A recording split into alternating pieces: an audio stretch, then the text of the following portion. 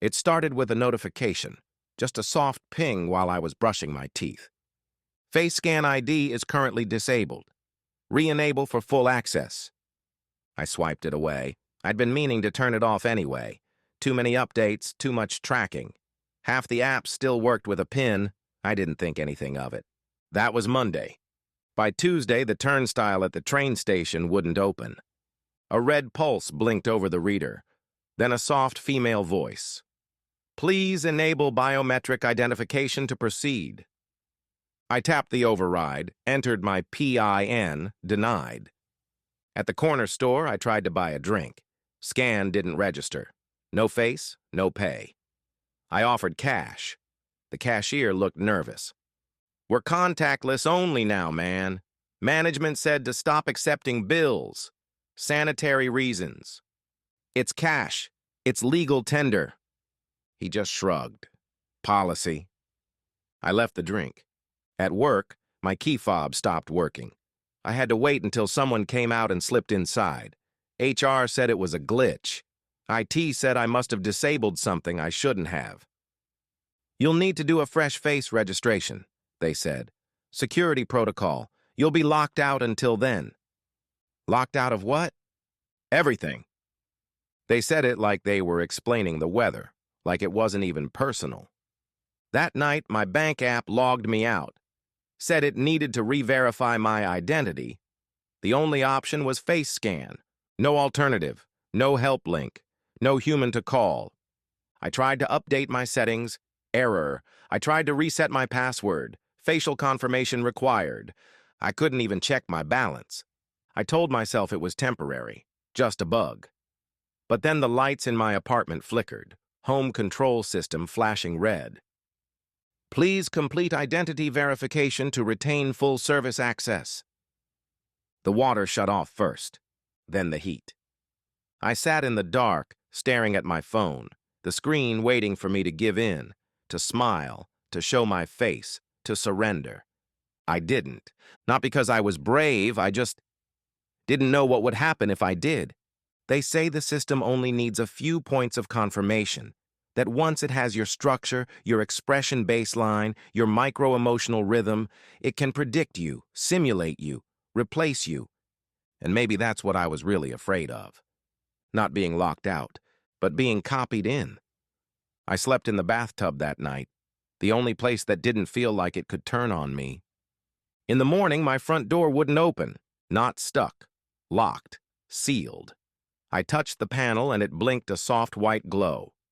Biometric required, manual override disabled due to risk protocol. Risk.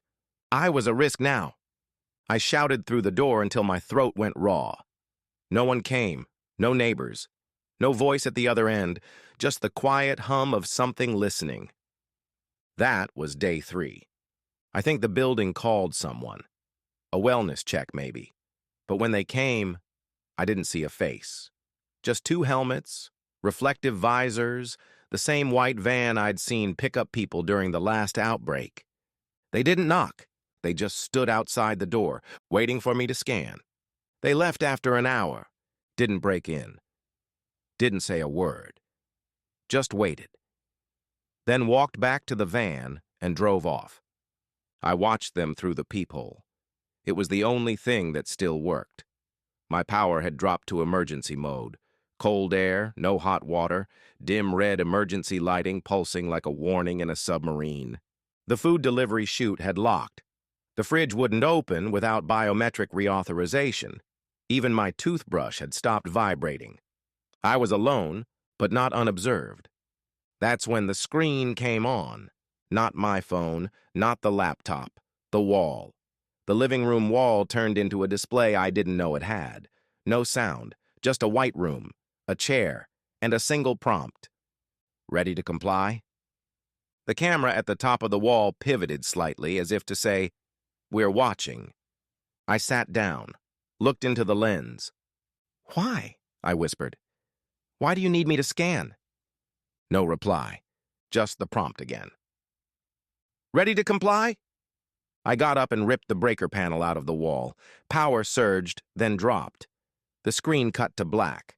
So did the lights. For the first time in days, it was fully dark, and I felt something close to peace, until the lock clicked. Not unlocked, just changed. Like it was waiting for a command that no longer had a sender. I took what little I had, coat, boots, a bottle of water from the back of the toilet tank, and slipped out into the stairwell. No alarms, no lights, no one. The whole building was dark, not abandoned, just quiet. Sleep mode, quiet. I made it to the street. My phone buzzed. It had found signal. Security breach reported.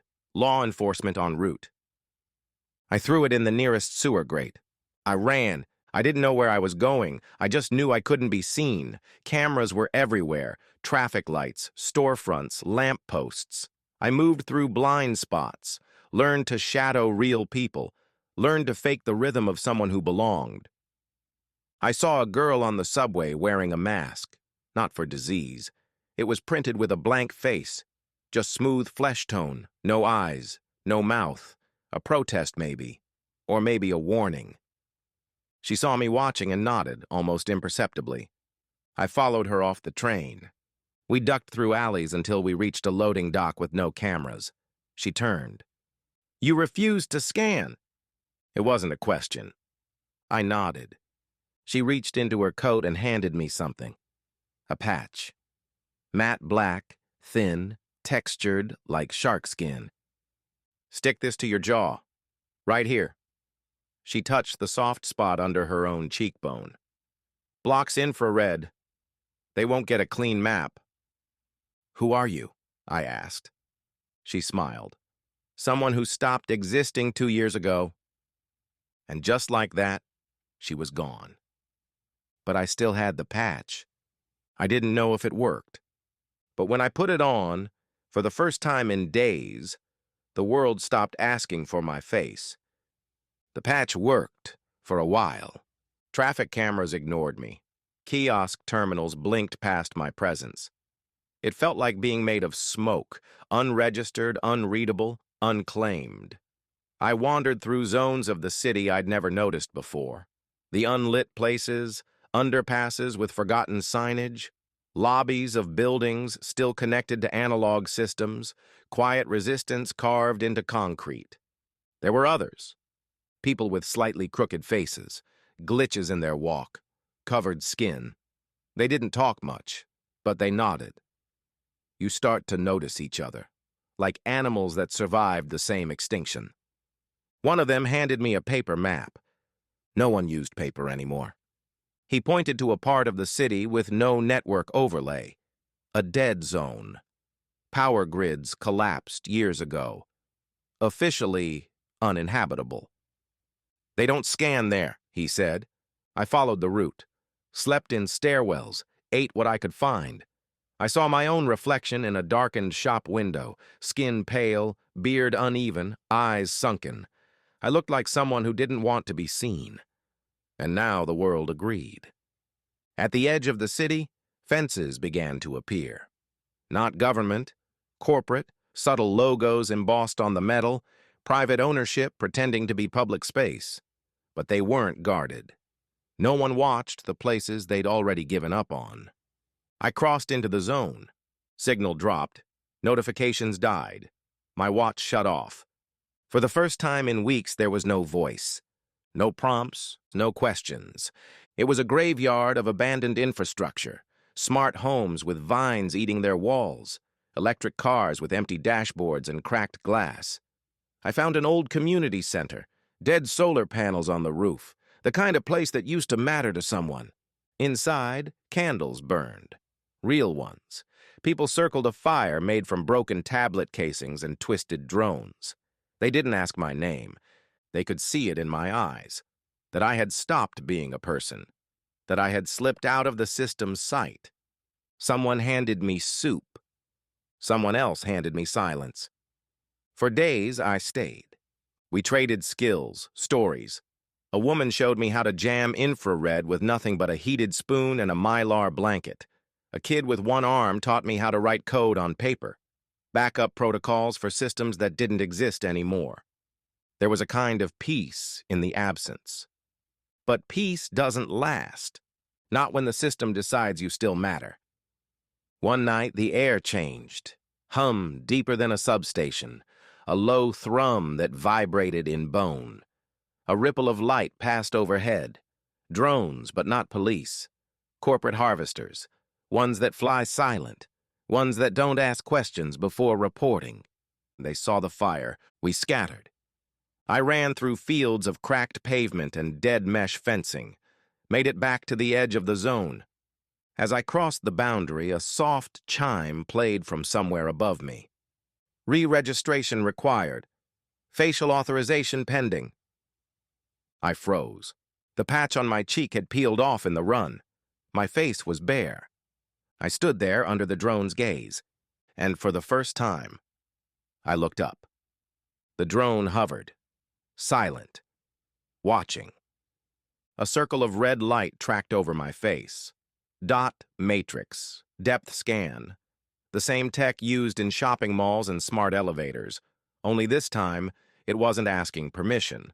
I closed my eyes, held still.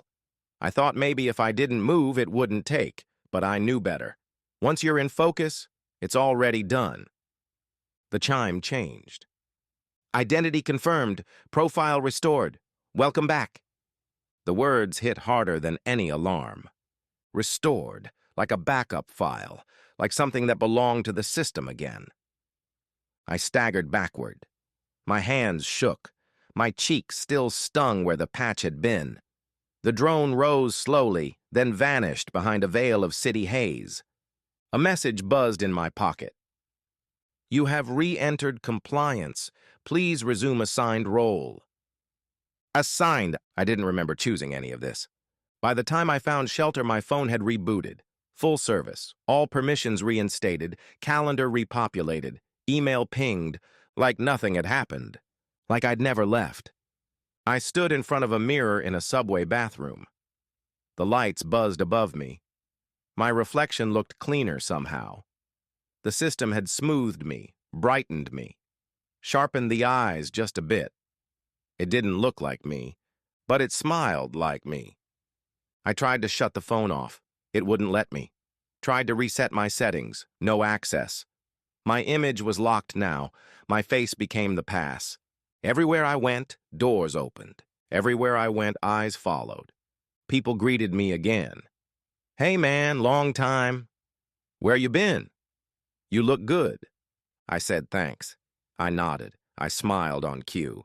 But inside, I was still stuck in that moment, under the drone's gaze, when my face was claimed. I didn't go back to work. Didn't go back to the apartment. They restored it, yes, but it didn't feel mine.